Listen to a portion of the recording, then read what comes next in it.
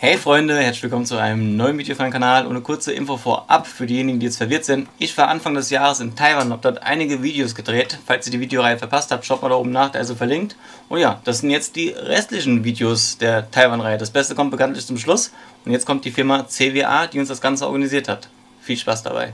Hey Freunde, herzlich willkommen zu einem neuen Video hier auf meinem Kanal. Wir sind jetzt nochmal bei CWA am letzten Tag, bevor wir nach Hause fliegen und wollen euch natürlich nochmal die Anlage von CWA zeigen, weil ja, die Jungs und Mädels haben uns eigentlich die ganzen 10 Tage jetzt begleitet und sind sozusagen unsere Guides gewesen hier bei der Tour. Und ja, das Beste kommt natürlich bekanntlich zum Schluss, deswegen zeigen wir euch jetzt mal die Anlage von CWA. Ja, das Vorletzte kommt eigentlich zum Schluss. Wir haben noch das Packen nachher, also die Fische müssen noch alle eingepackt werden. Die letzte Videotake. Genau, ja. Aber nichtsdestotrotz wollen wir euch jetzt mal das Team vorstellen von CWA. So, und hier ist die ganze Gruppe. Hello! Hello!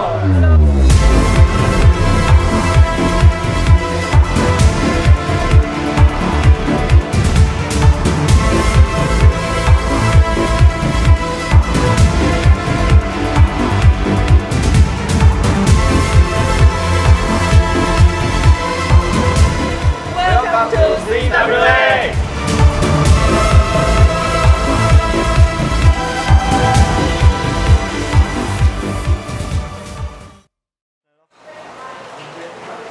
So, wir haben die Mitarbeiter jetzt erstmal ins Office geschickt. Die können jetzt erstmal eine kurze Pause machen. In der Zeit übernehmen wir jetzt hier die Führung und zeigen euch mal die Anlage. Weil, wie gesagt, wir wollen den Content ja auf Deutsch bieten, nicht auf Englisch oder auf Chinesisch.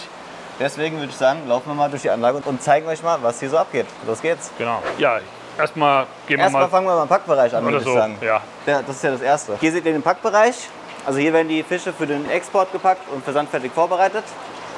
Das schauen wir uns gleich nochmal im Detail an. Wir laufen erstmal eine Runde durch die Anlage. Ich würde sagen, das übernimmst du, weil du hattest mal wieder das Briefing. Ich habe mal wieder gefaulenzt, wie immer. Nein, Quatsch. Du hast ein besseres Fachwissen. Das ist ja eigentlich dein Job. Ja? Nur genau, halt eigentlich. Ein bisschen kleiner, genau. Minimal. Ja. Gut, also ich würde sagen, wir fangen mal im hinteren Bereich der Anlage an. Hier haben wir die Sauerstoffflaschen, ausreichend da. Hier haben wir Verpackungsmaterial, Zubehör, was man so braucht. So Ableichkästen, um Fische einzeln zu halten, zum Beispiel Kugelfische oder Kampffische. Oder Cherax zum Beispiel. Cherax, ne? Genau, das wäre auch gut. Ersatzfilter, genau. Oder? Ja, nee, doch auch, denke ich schon, ja. Filtermaterial, dann haben wir hier Filter, dann haben wir hier Heatpacks, ist also alles da, was man so braucht zum Verpacken. Dann hier diese coolen Ansaugkörbe, die wir eigentlich überall jetzt auf unserer Reise gesehen haben. Die sind echt cool. Die sind echt cool, da ist noch ein Schwamm rein und dann kann nicht mal ein Babygarnele abgesaugt werden. Ich glaube, da muss ich mir mal 1, 2 mitnehmen zum Wasserwechsel für zu Hause. Verpackungsmaterial, Klebeband. Dann haben wir hier das Eis. Also wo wir bei uns ja immer Heatpacks zum Verpacken brauchen, braucht man hier in Taiwan eher Eis. Das werdet ihr später in dem Video noch sehen, wo es ums Verpacken geht. Wir haben einmal hier dieses Super-Eis. Das sind so Eispäckchen, die sind hier vorbereitet. Und dann haben wir hier noch Eiswürfel. Nicht für die Cocktails? Nicht für die Cocktails, genau, gibt es keine heute. Wir werden euch das später noch zeigen. Ich habe mir schon erklären lassen, die werden wohl zum Packen verwendet. Da bin ich schon sehr gespannt, wie das Eis zum Packen verwendet werden kann. So, dann haben wir hier die Meerwasserabteilung von CWA. Ja, mit ein paar Clownfischen drin, ne? Ja, das sind taiwanesische Nachzuchten. Da gibt es also auch einen ganzen Gang voll von. Ja, hier haben wir dann diese Siebe, die ihr schon, glaube ich, in den vorherigen Videos gesehen habt. Damit werden die Größen selektiert. Die haben ja eine bestimmte nicht Körnung, wie nennt man das? Ja, Größensortierung. Ja, eine bestimmte Maschenweite. Maschenweite, genau. Ja, und da fallen halt die kleineren Tiere durch und die größeren bleiben drin. So kann man dann halt eigentlich mehr oder weniger genau aussieben, welche Größe man haben will. Also es gibt alle Größen, die haben wir jetzt schon auch auf fast allen Farmen gesehen. Professionelle Lösung, um schnell große Mengen an Tieren sortieren zu können. Passt genau für den Kunden. Und wie ihr seht, gibt es jede Größe, die man sich vorstellen kann. So, dann gehen wir mal weiter in den nächsten Gang. Ihr seht jetzt vermutlich, dass hier ein paar Becken leer stehen. Das haben wir schon in den vorigen Videos ja auch schon gesagt. Aktuell ist nicht die Hochsaison, deswegen ja, wird die Produktion, nennt man es Produktion wahrscheinlich, ja. Produktion der Fische runtergefahren und ja, dadurch stehen halt ein paar Becken leer. Also es ist nicht 100% ausgelastet, die Anlage. Aber ja, ich wurde ja schon gefragt, ob ich nächstes Jahr wiederkomme. Ich glaube, da werde ich den Termin mal so legen, dass zur Hochsaison mal kommen. Ja. Genau. Gut, ja, gehen wir hier weiter. Hier sind die Filter der Meerwasseranlage. Hier haben wir die Wasseraufbereitung für die Kampffischhälterung. Und zwar wird hier Osmosewasser verschnitten mit Leitungswasser.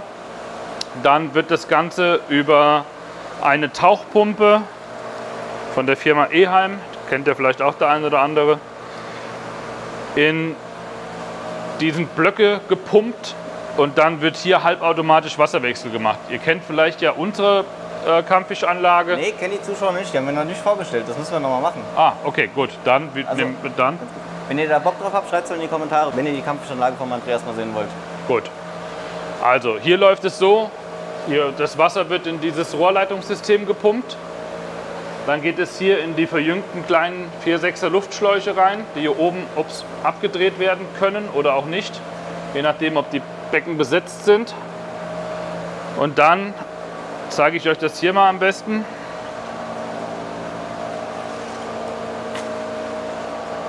Dann ist hier der Kampffisch drin. Hier ist eine Lochbohrung und hier haben wir so ein T-Stück. Kriegst du es drauf? Jo. Und wenn das Wasser über die Höhe von der Bohrung steigt, geht es hier über diesen Schlauch raus und dann hier in das Rohr, in den Überlauf rein und von da aus in den Abfluss. Warum diese Karte hier gerade runtergefallen ist, die hat den Sinn, dass die Kampffische sich nicht gegenseitig sehen, kommen die hier zwischen die Behälter. So haben die einen Sichtschutz und sehen sich nicht und stressen sich nicht gegenseitig. Genau. Dann sind die zum Teil abgedeckt.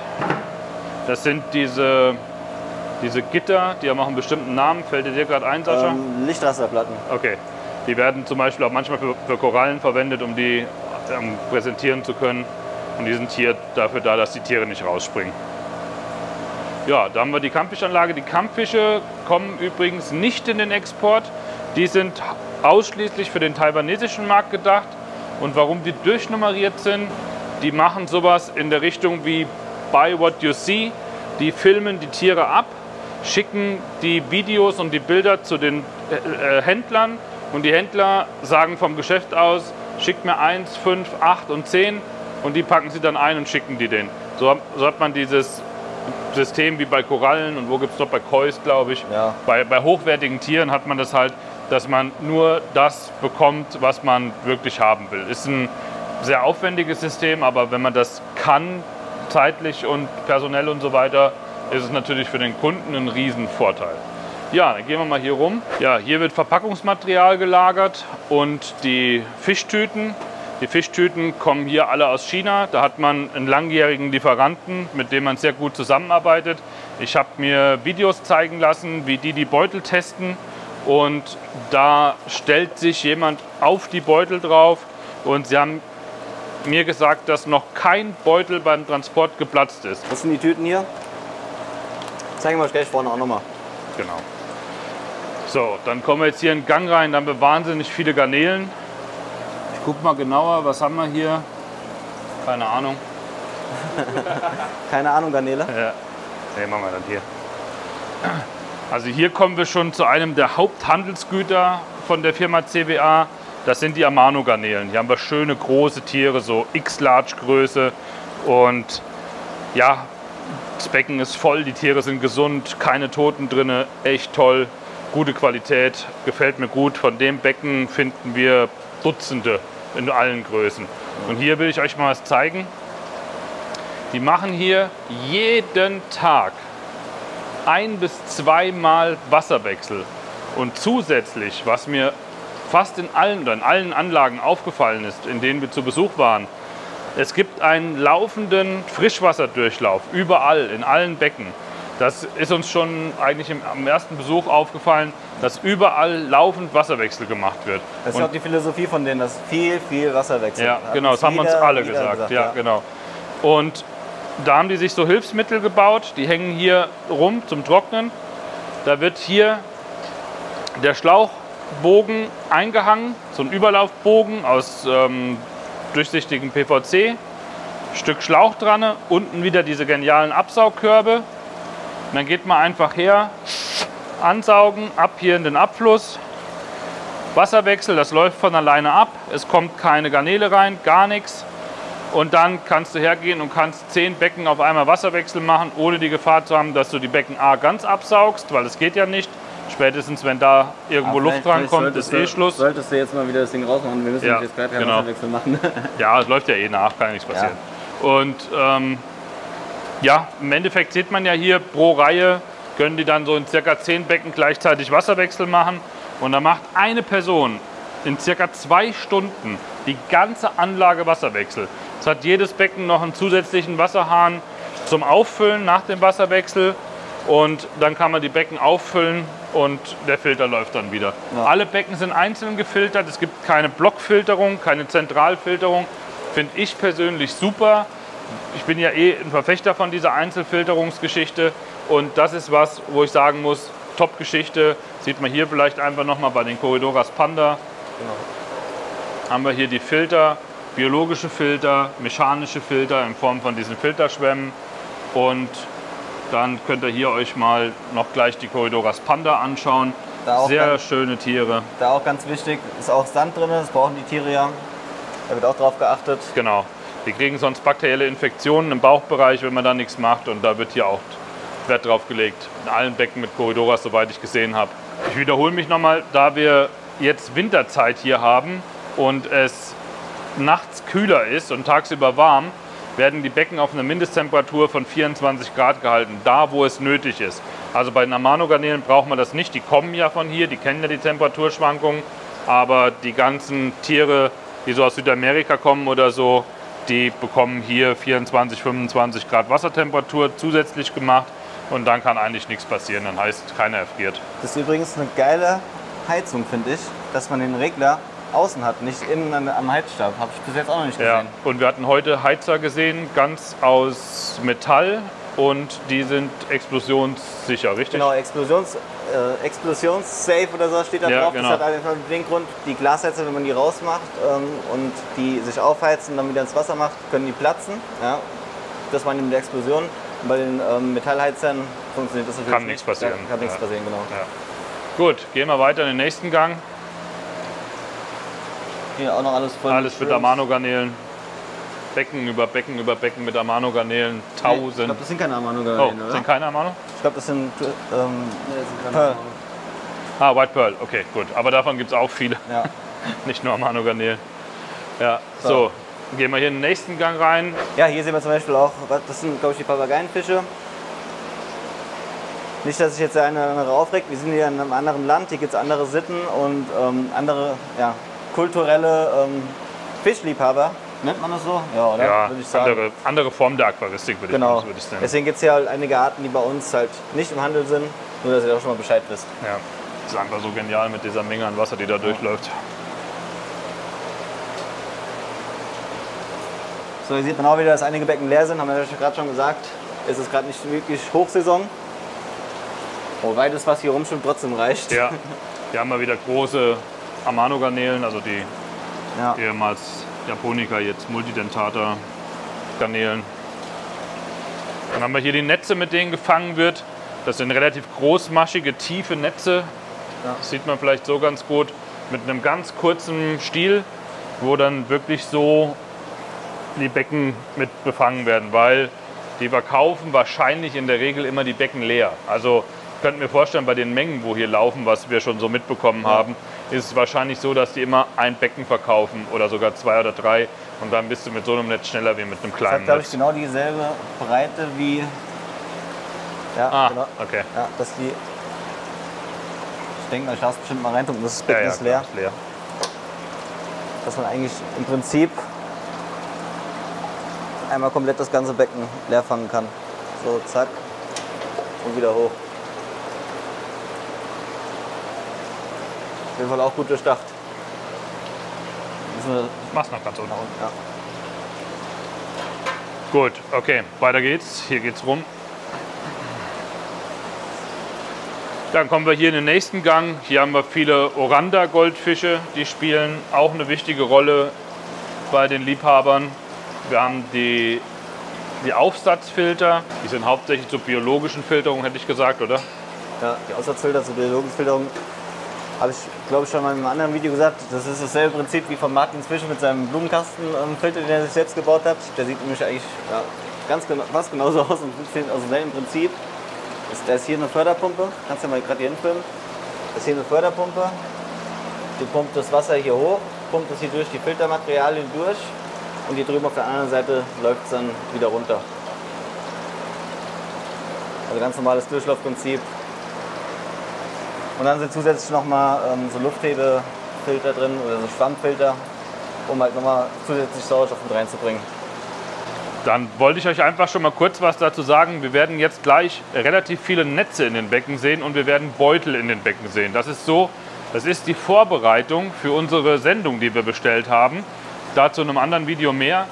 Und ich möchte euch nur kurz zeigen, wie das gemacht wird. Die haben praktisch, damit es dann nachher schneller geht, beim Verpacken schon alles vorgezählt auf die Menge, die wir bestellt haben.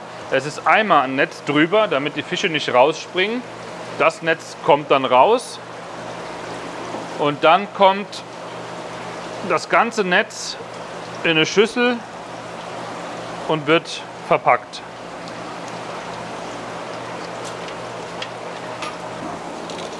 Das gleiche hier mit den Beuteln. Die Fische sind schon vorgezählt und beschriftet mit der Stückzahl. Und dann werden die nochmal umgepackt, also der Beutel wird abgeschüttet und die Fische kommen in einen frischen Beutel mit frischem Wasser. Das ist alles, damit es dann schnell geht, damit die Fische nicht zu lange vor dem Transport alle erst verpackt werden müssen und abgezählt werden müssen. So, dann kommen wir hier nochmal auf ein Thema, was uns hier in Taiwan bei den Zuchtfarmen und bei allen Händlern, wo wir waren, extrem beschäftigt hat und auch ins Auge gestochen hat und sagen wir mal auch so bei uns dreien einfach Diskussionen ausgelöst hat. Das sind die Glowfische. Mein Standpunkt dazu ist der, es ist hier erlaubt und somit ist es gut, wenn die Leute das haben wollen, sollen sich das kaufen. Wir haben das in Europa nicht, ich brauche es auch nicht, ich denke die Händler brauchen das auch nicht. Wir fahren eine andere Schiene der Aquaristik. Diese Tiere sind bei uns einfach ungern oder sind nicht gern gesehen. Man möchte das nicht bei uns in der Aquaristik haben, ist auch gesetzlich nicht erlaubt. Also schauen wir uns das jetzt hier mal an, verurteilen das auch nicht. Was meinst du dazu, Sascha? Ich finde auch, andere Länder, andere Sitten, ich sage es immer wieder.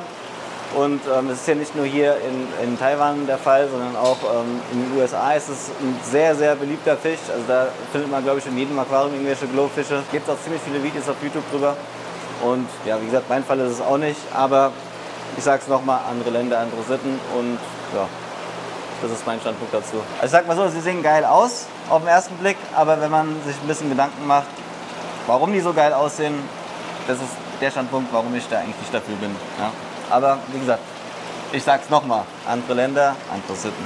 So, weiter geht's. Jede Menge Zichliden, vorgepackte Fische für uns. So, hier geht's weiter. Hier sind schon die Kartons gesteckt und ausgelegt sozusagen mit einem Plastikbeutel. Styroporbox innen drin. Da werden dann gleich die Fische reingepackt, wenn wir hier fertig sind mit unserer Videotour. Hier ist auch was, finde ich, interessant gemachtes. Das sind so Sortiervorlagen für Ersatzteile oder Schrauben. Und da sind schon mal die Notobranchius, Männer, Albino, alle einzeln vorgepackt, damit die sich nicht beißen, kurz vorm Packen. Und dann werden die hier genommen und werden einzeln eingepackt.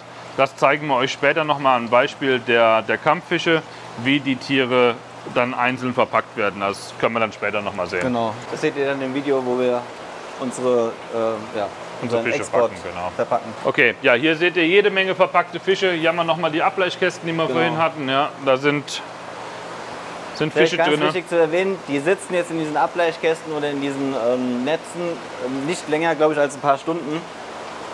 Also nicht, dass ihr euch da Gedanken macht, dass sie da eingesperrt mehrere Tage oder Wochen sitzen. Hier haben wir auch wieder Abdeckung auf dem Becken, Springschutz. Genau, Springschutz, entweder Netze, doppelte Netze oder diese Doppelsteg-Plastikplatten, um das zu verhindern, dass die Tiere rausspringen. Genau. Ja, da müssen wir noch hin. Genau. Also hier gibt es das, warum ich so einen dicken Bauch habe. Das Futter.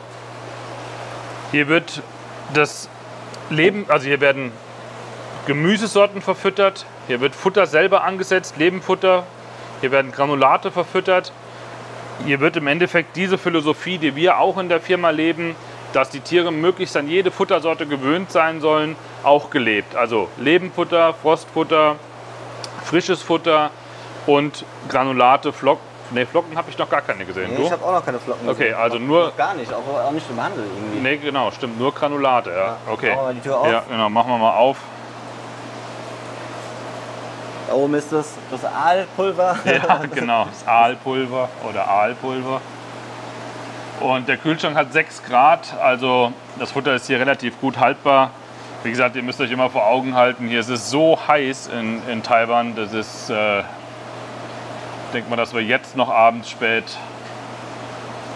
fast 30 Grad haben. Ja. Und der Grund, warum wir lange Hosen haben, nicht, dass ihr denkt, die labern irgendwelchen Mist, ja, die rennen nicht mit langen Hosen rum. Wir waren heute bei einer wichtigen Behörde, das ist sowas ähnliches wie das Robert-Koch-Institut. Da werdet ihr auch nochmal ein Video sehen, das habt ihr vielleicht schon gesehen, ich weiß nicht, wann das Video hier online kommt. Ja, nur, dass ihr Bescheid wisst. Also es schwitzt mir hier ein Ast ab. Ja. Genau. Wir haben uns heute ganz interessant auch mit der zuständigen Veterinärin getroffen, die die CITES-Papiere ausstellt und die Fische beschaut, bevor die in den Export gehen. Also sie war schon gerade eben da. Wir haben uns kurz mit ihr unterhalten, kurzes Interview. Sie hat uns was zu ihrer Arbeit erzählt und wie das funktioniert. Und hat sich dabei hier die Fische angeschaut, die schon vorgepackt waren. Hat das beschaut, kontrolliert, freigegeben. Und den Termin haben wir heute auch noch wahrgenommen. Da haben wir uns halt ein bisschen schicker angezogen. Jetzt sind wir wieder im T-Shirt und Hose unterwegs. Ich denke, für euch ist das okay. Da seid ihr ja gewohnt. Ihr habt ja keine Ansprüche an uns. Ne? Genau. Hier haben wir die Packmaschine. Das funktioniert im Endeffekt so. Hier wird eine Temperatur eingestellt.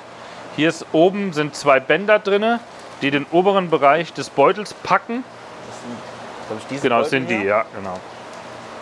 Das sind so Klotzbodenbeutel, nennen die sich? Ja, so Mini-Klotzbodenbeutel. Klotzbodenbeutel, der Name entsteht dadurch, weil der Boden viereckig ist. Ich hoffe, man sieht das auf dem Video. Ich zeige es euch gleich mal noch bei größeren Beuteln, das wollten wir euch hier noch zeigen. Ja. Also, dass der viereckig ist, das hat den Vorteil, dass die Fische sich nicht irgendwo in der Ecke oder sowas verklemmen können beim Transport. Die werden dann mit Wasser gefüllt, werden dann hier irgendwie eingehängt und laufen dann automatisch hier durch. Genau, das sind 2 Bänder oben, die laufen miteinander und dadurch wird das dann... Hitze dran, also das wird erhitzt und dann dadurch laminiert. Also großes Fischtüten-Laminiergerät, nennen wir es einfach mal so. Genau. Dann kommen wir hier in den Bereich, der ist eigentlich, wie ihr seht, mit so Plastikbändern abgesperrt vom Rest der Halle. Hier werden die Fische, die jetzt gleich gepackt werden, schon mal vorbereitet. Das geht dann zack, zack. Das sind alles Beutel, die abgegossen werden. Und nur, dass ihr es schon mal seht, also wir haben, ich weiß nicht, 20 Boxen oder sowas bestellt. Also da gehen in jede Box gehen mindestens 6 Beutel rein. Das ist also ein Haufen Zeug. Und wer meine Insta-Stories fleißig verfolgt hat, in der Zeit, wo wir hier waren, das ist die genoppte Sascha Heuer Turmwickelschnecke.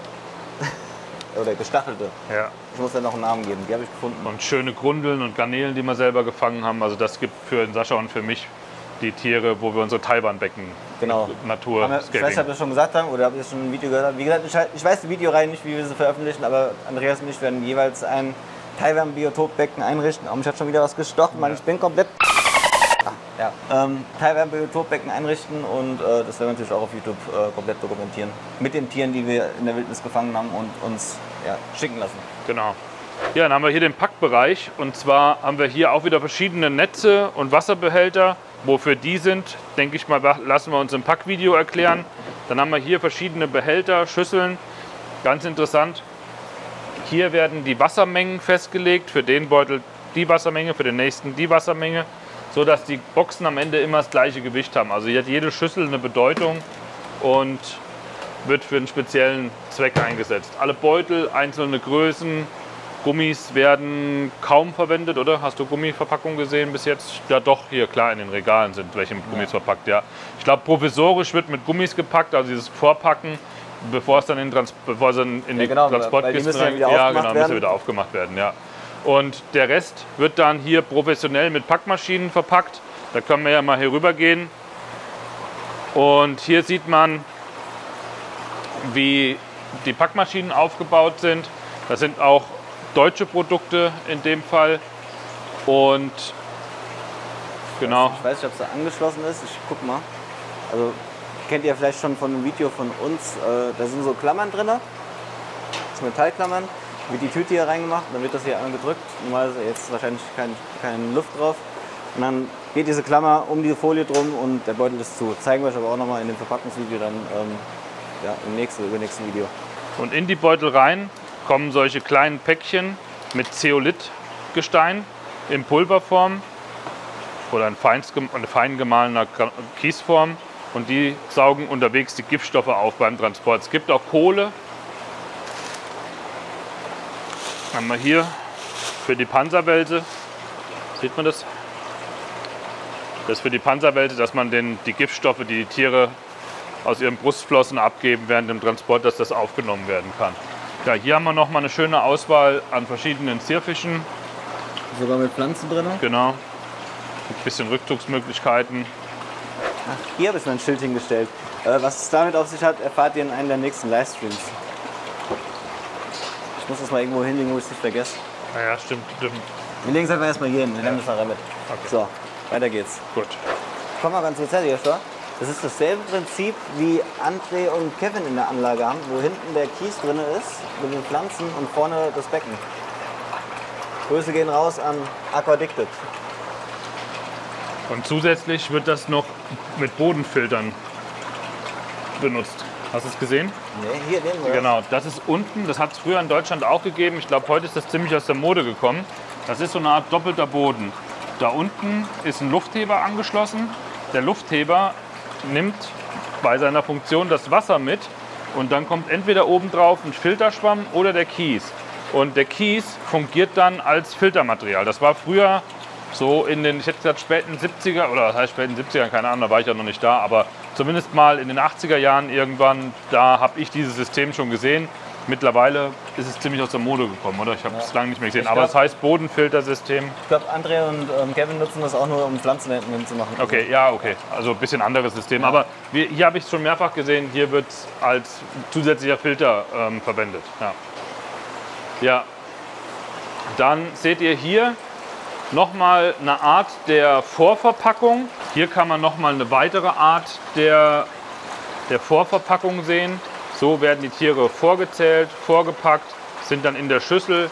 Da tropft ständig Wasser rein, sind also gut versorgt. Luft ist angeschlossen und dann wird die Schüssel genommen, abgekippt, frisch verpackt und ab geht's in den Export. Hier haben wir nochmal Glowfish, was wir vorhin schon mal gesehen haben. Ja, hier haben wir noch ein ganzes Becken mit Reisfischen. Die sind ja hier zum Teil zumindest auch einheimisch. So, da auch nochmal Glowfische.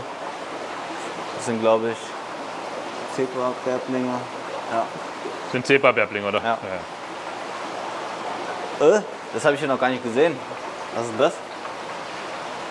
Ja, das ist ein riesen Arowana, so ein Gabelbart. Der ist hier auch Haustier, der ist nicht zu verkaufen. Ähnliches hatten wir auch schon in Fachgeschäften erzählt bekommen. Das sind praktisch Tiere, die entweder von den Geschäftsinhabern selber aufgezogen werden und dann in der Firma verbleiben. Hier, ne? Genau, das habe ich auch schon gehört, dass das in Asien Statussymbol sein soll. Das Tier hier würde, wenn man es denn kaufen könnte in der Größe, mindestens 2.500 US-Dollar kosten. Dazu käme dann noch der Transport. Das Tier ist ca. 80 cm groß. Das heißt, der hätte eine riesen Box, hätte ein riesen Gewicht, das Tier. Ich schätze mal, bis der bei uns irgendwo ist, kostet so ein Tier irgendwas zwischen 6.000 und 10.000 Euro, wenn es reicht. Also da kommen richtig heftige Transportkosten oben drauf. Das ist dann teuer. Da sind wir dann wieder bei dem Thema, wie die Aquarien hier bei den Leuten zu Hause aussehen. Es ist nicht so klassisch wie bei uns, dass die Aquarien eingerichtet sind, sondern die Aquarien sind, wie sie hier stehen, nackt und ja, ohne Kies, ohne Deko. Hat für den Fisch keinen Nachteil, weil die Fische schwimmen auch so eigentlich im freien Wasser rum und brauchen sich nicht zu verstecken. Ja, ist halt auch eine andere Art von Aquaristik. Ich sage es mal wieder, oder ihr könnt es in die Kommentare schreiben, andere Länder, andere Sitten. Der Joshua filmt gerade noch mal auf die Heros. Da haben wir die Farm besucht, wo die Tiere gezüchtet werden. Das ist ja die Farm, die die beste Qualität von denen in Taiwan macht. Und dazu gibt es auch ein Video. Das ist wahrscheinlich schon online oder geht noch online, müssen wir gucken. Ja. Hier haben wir nochmal das gleiche als Jungfische. Also ich würde sagen in Verkaufsgröße. Das, was wir gerade gesehen haben, war so Schaugröße. Das wäre die Verkaufsgröße. Und direkt rechts daneben haben wir die Naturform von Heros. Die kriegst du wahrscheinlich nicht auf die Kamera drauf, weil die genauso schwarz sind wie der Hintergrund. Ah doch, okay.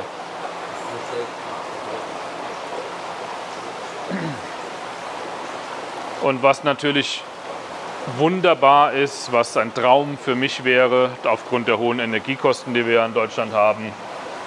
Die haben hier einen Brunnen gebohrt, dann geht das Brunnenwasser durch dieses Filtersystem und das Brunnenwasser hat circa 24, 25 Grad das ganze Jahr über.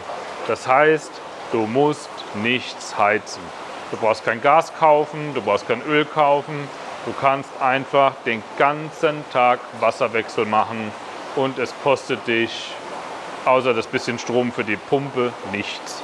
Genial, einfach toll. Ich mag auch noch mal ganz kurz was sagen. Hallo, ich bin auch noch da. Nein, die Lampen hier sind geil. Das ist übrigens der Grund, warum die so richtig knallig, krass rot leuchten, habe ich gerade gesehen. Das sind so lilane Lampen, also lilanes Licht. Und sie sind trotzdem extrem hell. Nice.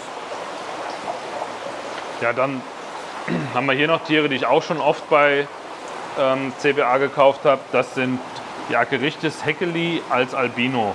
Die sind auch hier in Taiwan beliebt. Die haben so richtig schöne rote Lippen und das ist ein wirklich schöner Albino, der auch bei uns in Deutschland gekauft wird.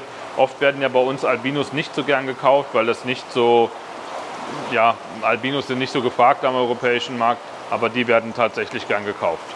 Ja, was wir vielleicht auch noch sagen sollten, hier werden ja, überwiegend Nachzuchten verkauft, aber natürlich auch Wildfänge.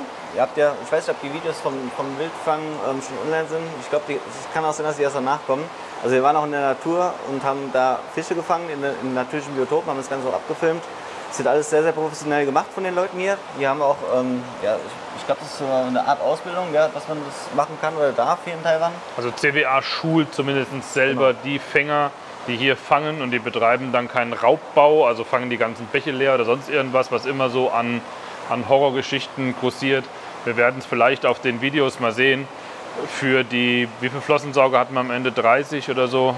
Für die 30 Flossensauger hat ein Mitarbeiter 2 Stunden mit einem Neoprenanzug im 20 Grad kühlem Wasser die Tiere gefangen. Also ein wahnsinniger Aufwand. Und das, die machen das sorgfältig, die machen da nichts kaputt, die hinterlassen da keinen Müll und gar nichts. Die machen ihren Job, packen die Tiere ein, fahren zurück in die Firma, konditionieren die hier und bringen die dann in den Export. So, dann geht's weiter. Dann können wir uns erstmal mein Chaos hier angucken. Ja. Nein, das gucken wir uns nicht an. Joshua filmt da ja nicht hin. Schuhe, Flaschen, Kameras. So wie es immer bei mir aussieht, wenn wir unterwegs sind und diese ganzen Sachen laden müssen. Also, ja, seid ja schon so von mir gewohnt. Du, mach erst du, dann, okay. Dann präsentiere ich mein Werk. Genau, so machen wir es. Also hier sehen wir auch wieder, auch hier werden die Garnelen mit Säul gehalten, also mit diesem Säulbodengrund. Das war jetzt zumindest bei den Crystal-Red-Verwandtschaftsgarnelen immer so, dass die auf diesem Säulbodengrund gehalten werden. Und dann seht ihr hier nochmal eine große Osmoseanlage.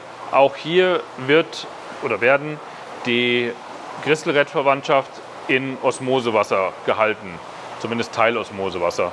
Und wenn der Joshua noch mal hier runterfilmen mag, haben wir hier Kühlgeräte, die diese Becken, wo die Crystal Red und deren Farbformen drin sitzen, die Becken runterkühlen, um die Temperatur auf ca. 25 Grad zu halten. Darüber fühlen die sich nicht besonders wohl. Ja, dann haben wir hier noch mal Fotobecken. Die werden immer wieder mal anders eingerichtet. Jetzt ist aktuell halt gerade keine Saison, deswegen werden die nicht gebraucht. Es gibt wenig neue Fische, aber generell wird hier eingerichtet, gestaltet, fotografiert und wieder neu gestaltet und umgeräumt. Genau, wo wir schon mal beim Gestalten sind. Joshua? Ich habe auch gestaltet, und zwar mit dem Mute. Und zwar das kleine Biotop-Aquarium hier. Einfach mal so spontan, innerhalb von einer Stunde. Dazu gibt es, glaube ich, eine Instagram-Story oder ein Reel oder vielleicht auch ein komplettes Video. Könnt ihr mal schauen, kann ich euch mal in der Videobeschreibung verlinken. Das haben wir vor 3 Tagen oder was gemacht. Sieht ganz gut aus, finde ich, oder? Was sagt ihr? Schreibt es mal in die Kommentare. Und das war auch der Grund, warum James zu mir gesagt hat, dass ich nächstes Jahr wiederkommen muss. ich musste meine Unterschrift mit nicht wasserfestem Edding machen. Und da das Glas ja geputzt werden muss und die Unterschrift dann irgendwann verschwindet, muss ich die nächstes Jahr auf jeden Fall dann wieder neu machen. Und hier haben wir die Skizze, die der Newt gemacht hat. Genau. Das ist ein Ausschnitt aus dem Inle Lake in Myanmar. Das ist ein ganz großer Süßwassersee, der bestimmte Fischarten beheimatet, zum Beispiel wilde Cholisalalia, wenn mich nicht alles täuscht, und ein paar Badesarten und so weiter. Und er hat sich hier die Mühe gemacht und hat das vorgezeichnet, wie der Sascha das so in etwa gestalten soll. Wir haben das zusammen gemacht. Ah, ihr habt es zusammen gemacht. Oh, ja. Sorry, okay. Er ist der Biotop-Profi. Er hat eine Top-Platzierung beim Biotop-Contest gemacht. Ich bin nur 11. geworden. Das war, bei welchem war das? Irgendwas von JBL gesponserten Contest. In Deutschland oder? Ich bin mir gar nicht sicher. Ich kann es ja schon mal unten einblenden. Okay. Ja. Aber hier trotzdem, geht mal auf die Zeichnung drauf. Das hat der Newt und der Sascha zusammen gemacht. Das sind die Pflanzen, die reingekommen sind. Das sind dann die Fische, die reinkommen, wenn das Becken eingelaufen ist. Und was ich sagen möchte, der Newt hat uns jetzt ja schon ein paar Tage begleitet. Der Newt ist ein richtiger ein Fischexperte. Biotop-Experte. Genau, Biotop- und Fischexperte, ein richtiger Fischnerd und total netter Kerl. Und ja, ihm haben wir das Becken zusammen mit dem Sascha zu verdanken. Ja, hier ist nochmal ein kleines Malawi-Schaubecken. Aber ich glaube, wir lassen jetzt erstmal wieder die Mitarbeiter raus. Die haben wir nämlich jetzt schon lange genug im Büro eingesperrt. Aber Sascha halt, genau, ja. Ganz wichtig. In Asien, genau. Immer Schuhe ausziehen. Bevor man in eine Wohnung geht oder bevor man in ein Büro geht, zieht man die Schuhe aus. Die Schuhe kommen dann weg. Man zieht sich normal dann Hausschuhe an. Wir lassen jetzt mal nur die Socken an und betreten jetzt das Büro. Ja. Wir brauchen jetzt gar nicht rauszuschmeißen, weil unsere Füße wahrscheinlich so stinken, dass gleich alle fluchtartig das Büro verlassen. Hallo. So, ihr dürft jetzt wieder arbeiten. Gut, ja, dann würde ich sagen, beenden wir das Video hier an der Stelle. Ich hoffe, euch hat das Video gefallen. Nee, Moment, wir müssen den Chef noch ärgern mit unseren Stinkefüßen. Ja. Beenden wir hier das Video. So, James. Hallo. Sascha. Thank you very much. You're welcome. Und ja, ich würde sagen, wir beenden das Video jetzt hier an der Stelle. Ich hoffe, es hat euch gefallen. Wenn ja, lasst gerne einen Daumen nach oben da. Checkt meine Videobeschreibung die Firma CWA ab. Und wir sehen uns beim nächsten Mal wieder. Macht's gut, bis dann und tschüss.